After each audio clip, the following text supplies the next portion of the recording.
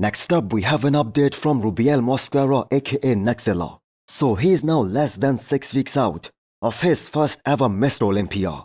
So Rubiel's placing at his Olympia debut, that will all come down to his mindset. So many people have claimed that he has had a very hard time sticking to a diet. And this year we saw him pushing beyond his comfort zone. And that is how he earned 2 pro wins back to back. And he was able to beat a guy like Nathan D'Asha. And that was a huge accomplishment. So at this point, it is crystal clear for Rubiel that if he diets longer, he's gonna have more separation, more detail, and more conditioning. And that is going to be his calling card at the Olympia this year. And we saw how it transformed. For someone having, I'm gonna say, average kind of conditioning, an average kind of muscle quality for an IFBB pro at this year's Dubai Pro Show, to someone who was totally untouchable in both the shows that he did afterwards, especially his last show, the Portugal Pro. I mean, he not only won that show, the man dominated that entire lineup, and there was no competition for him at that show.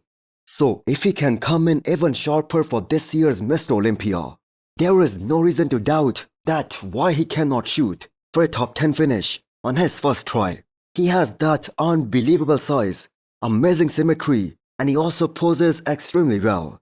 And to top it all off, the man is the most freaky man in the entire bodybuilding at the moment, especially when he's on. Now we know how the fans and the people, they have always loved the freaks, especially at the Olympia stage. And that is something that fills the seats at the Olympia stage. And Rubiel is a true freak of nature. The man is the freak of freaks. So the 2 pro wins that he got this year, that must have motivated him to work harder than ever before.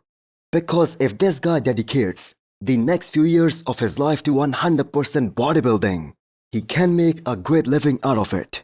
So we will wait for the time when Rubiel gets more separation, especially in his quads. Now it is more than likely that he will never get that, because that is a genetic thing. But even if he makes the slightest possible improvements in that aspect, if he can get more separation in his quads, he's gonna scare the hell out of a lot of people, even on that Olympia stage.